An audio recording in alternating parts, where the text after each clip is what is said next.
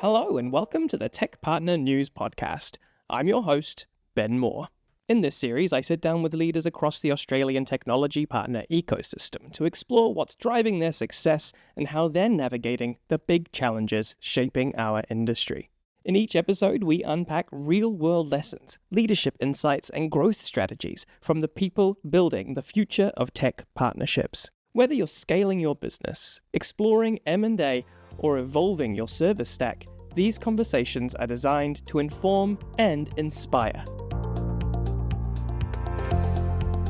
In this episode, I'll be speaking to Timothy Clarkson, founder and managing director at OxygenIT, a business based in Christchurch, the biggest city in New Zealand's South Island. But first, let's hear a message from our sponsor. There's a lot going on for Microsoft partners right now. Today's pressures: CSP program changes, compliance, security. Tomorrow's challenges: AI disruption, rising customer expectations. It's tough just keeping up, let alone getting ahead. That's where Dicker Data comes in. Australia's #1 Microsoft Cloud, Azure SMB, and Copilot distributor. With 45 years experience and 28 local experts who know Microsoft inside out. They help you turn disruption into opportunity. With the right people, growth-led programs, and exclusive partnerships. Make Microsoft work for you. Visit dickerdata.com.au/Microsoft. Kia ora and welcome, Tim. Hi there, welcome. Just to start, why don't you tell us a little bit about you and OxygenIT? Yep, so I've been in business since 2005. We are doing about $2.7 million turnover with 9 staff. We've got 3 sales staff and 4 engineers, so it's quite different for a MSP that size, managed service provider that size. We are located with a staff member in Auckland, Wellington, and Christchurch, so we kind of cover all of New Zealand. And half our customers actually don't even exist in New Zealand. They're Washington, DC, Sydney, so a bit of a global footprint. Oh, fantastic. What's kind of Oxygen's bread and butter? What are the main services that you would be providing? Yes, it's AI and cybersecurity. So about 4 years ago, I pivoted from being a managed service provider, just doing IT infrastructure, through to going security is a big risk. And we got into that, and we've pivoted all our customers onto having to have a secure platform to be a customer. And we see that as the foundation for them moving to AI going forward. That's such an interesting space to be in at the moment. It's changing so fast, so that must keep you relatively busy, even just staying on top of what's happening. Well, that's the part that people the customers and prospects fail to understand at times. It's the amount of investment we have to do in staff training and keeping up means the price we sell our services at are no longer at that, the commodity marketplace. They're not buying the 5 minutes it takes us to fix a problem. They're buying the hours we invest to make sure an incident in security doesn't happen. Yeah, it's a brave new world out there. So speaking of new world, I mean, it's not like OxygenIT is a new company. You said founded in 2005, which means you're 20 years old this year. Is that correct?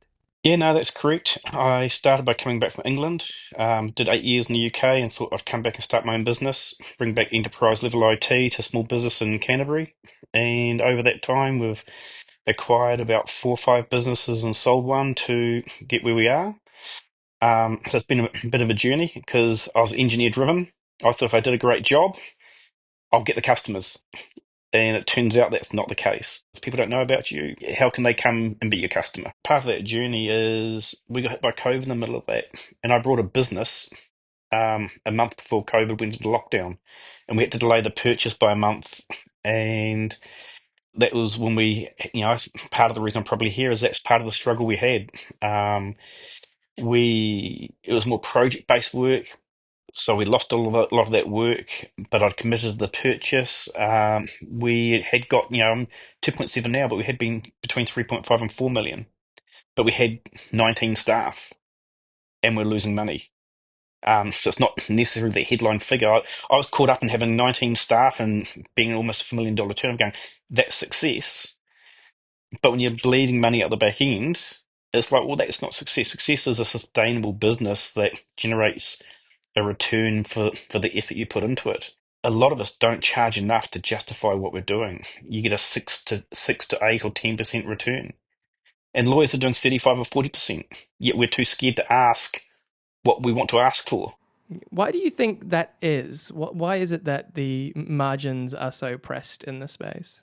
Because anybody can go hang a shingle up and say, I do IT support. And when they do that, they do it and going, well, I was earning $80,000 a year. If I'm earning 150 by myself, that's fantastic. So I'll go out and charge 75 or $80 an hour. So people go, well, that's what an IT person's worth. But that's like going to your lawyer and saying to them, I want you to charge me for the time you spend on this merger and acquisition deal. They don't. They charge you what the value is. And so we don't charge our customers the value of what we deliver. A lot of MSPs are still stuck in, oh, it's going to take me 2 hours, and that's $180 an hour. I'll charge $360. They then don't have the right margins because they're engineers, not business people. To run a proper business, you have sales, you have marketing, you have operations, you have all these components. They have overheads with them. But training my engineers, like when you quote on a project, it's not just the 4 hours you spend fixing, or 40 hours you spend on that project. There's project management, there's communication, there's contingent liability, there's all these other things that go into it, and that's where we get stuck, and that's why I got stuck in having, after that acquisition, and we came out of lockdown, I was in Sydney in a hotel room, going, look at my insurance policy. Is it better to get myself out of this hole by looking at my insurance policy? I went, that doesn't make a lot of sense. There's a business in here somewhere. So we got rid of 120 customers out of our 150 customers. We just offboarded them over 9 months. They either weren't buying the right stuff, they didn't want to spend enough money. So we cut those people away down to those people who are like, let's deliver a valuable service to valuable people. After that, I joined a few peer groups to kind of sit amongst other MSPs who are doing the same thing. And I think it's one of the best things that an IT provider can do is find a peer group and join a peer group to get those people around you.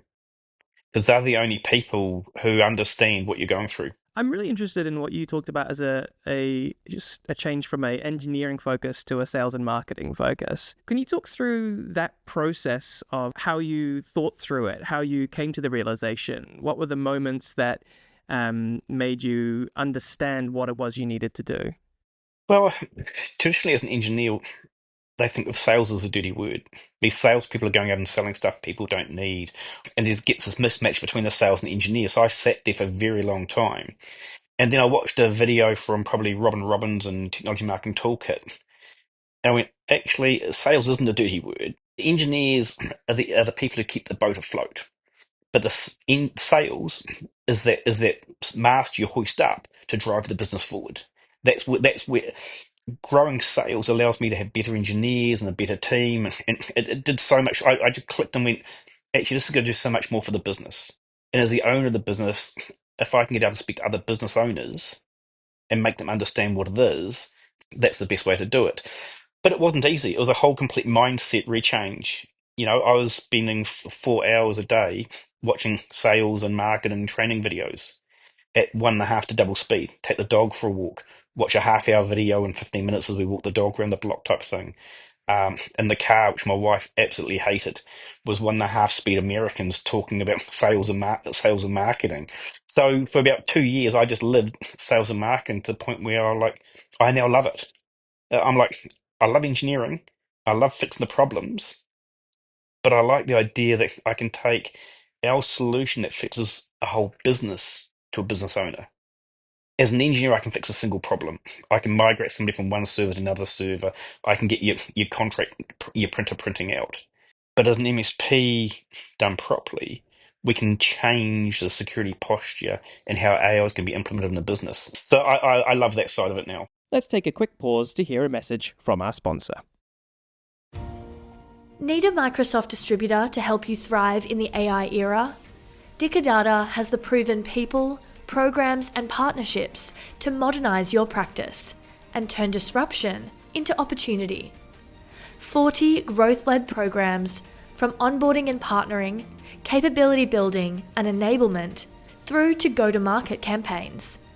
60 plus certifications across Azure, AI, security, and Copilot, plus 5 in-house Microsoft certified trainers working directly with you. Their partners say they're like an extension of their team. Make Microsoft work for you. Visit dickadata.com.au/Microsoft. So I guess the irony is you said you had 150 customers, you cut out 120 of them down to 30, but people think of the purpose of sales and marketing is to increase customer numbers, right? You want to have more people on your books. So how does the one lead to the other in this situation?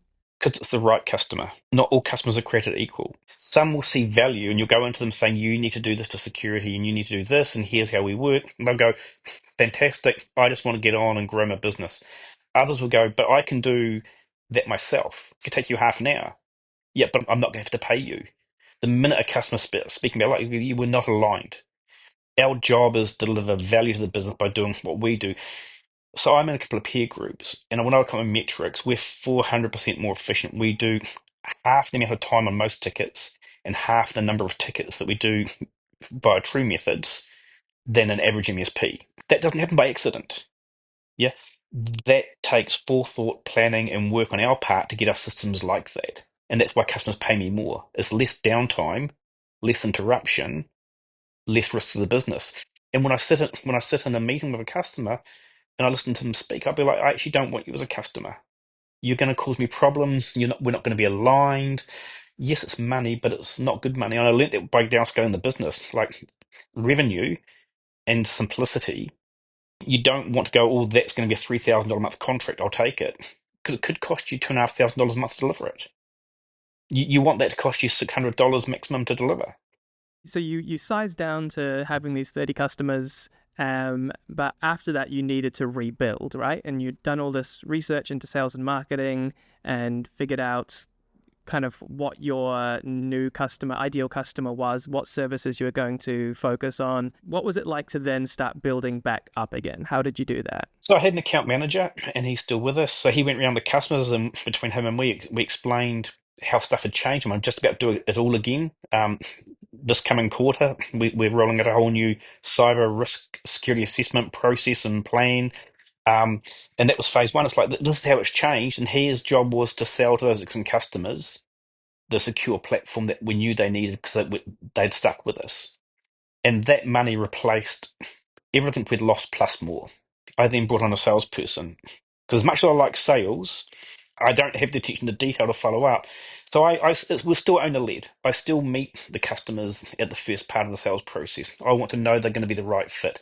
I want them to see that I value that. And then the salesperson follows through the process, gets everything done. And then right at the end, when it comes down to like the closing part of the price and contract, it's like, then I want to be involved again. It's like I want to explain to them, hey, thanks for being on this journey with us. We're really looking forward to working with you. Um, and it's slow. I was at a conference last year, and for business owners, they'll go, if you bring on an engineer, we expect within 1 to 3 months for them to be returning money to the business. A salesperson, it's 1 to 3 years. And a lot of MSP business owners got engineers, they employ a salesperson, they look at 90 days and go, if you're not returning me my money in 90 days, I'm going to have to move you on and do something else. So they never get a full chance to go, I've picked this person because I had faith in them, let them do the job. And my salesperson will be like, we now look at his pipeline after a year, and it's massive. But when he started, if I judged him on 90 days, he wouldn't be here. So, it's building that team. For me, it's building that team around me. When I speak to other MSPs, typically, so at my size, it's all just owner led. They do the whole lot, and they're happy because they're earning really good money. Some of them. But I'm like, but it's not a team. Like I've broken my foot. I'm at home for 6 weeks. The business is just running. Leads will come in, sales will see them, customers are being seen. So it's about building those processes. It took us a while, but it's building all that stuff up. And now I think last year we added 50% growth in our monthly recurring revenue component of the business. Our target for this year is 100%. You described this as happening at the beginning of COVID, was when you had to really take a hard look and make these decisions. So that's been, what, 3-4 years since then? So we took the business over in COVID, and the first year it was pretty much like it was coming out of that second lockdown about 2022. So it's only been 3 years really that you've been, well, 2.5 years that you've been kind of going through this change. And one of the things as well is that it's not going to be something that has a final destination. It's going to be something that's going to be ongoing for your business, is to make sure that you are consistently changing in a way that is meeting your customers' needs and meeting best practice for business and IT. Do you want to talk a bit about that side of things? Yes, as we get a bit more scale and the sales process develops out, like I've moved on to lead generation now and marketing, and once we get that nailed down, I can hand that off to somebody. It becomes a case of a couple of my customers have signed up. They said, "We've signed with you because you go to the States twice a year for conferences, and you come back with all this information about where the industry is going and what's happening 2 or 3 years out." Now, I'm not a futurist. Yep, I'm not forecasting like some people. I'm just seeing these trends, and these people are saying, like Canales are saying, here's where AI sits going to sit over the next 3 years. We're at the front of that. Let's start thinking, what does that mean? We may not get it right, but at least we're having the conversations. So, what I want for myself for 2026 is to be the person who comes and meets with the business owners and the IT managers to speak about the trends we're seeing, what they need to think about. And if we add value to that conversation, we get customers. It's not a pitch. It's just if you're truly doing the right thing and delivering value, at some point people go, actually, that's the person I want to work with. Surround yourself with people who are looking forward rather than just trying to fix the printer or go IT's a pain. Cool. Well, you've developed a huge amount of experience over 20 years, and it sounds like you've crammed another 20 years into the last few. So there's a few bits and pieces with you talking more in depth out there that people can check out. But I just want to say thank you very much for joining us on the Tech Partner News podcast. It's been a pleasure. No, thanks for having me. And any MSPs want to reach out and have a conversation, I speak to MSPs all the time about programs I'm in, what I'm doing. My only goal is to really help yes, I run a business, but to help other MSPs. Fantastic. Thanks so much, and hope that foot heals up quickly. Cheers. Thanks, Ben. That's it for this episode of the Tech Partner News podcast. To make sure you don't miss an episode, subscribe wherever you listen. For more news from and for the Australian Technology Channel, head over to techpartner.news.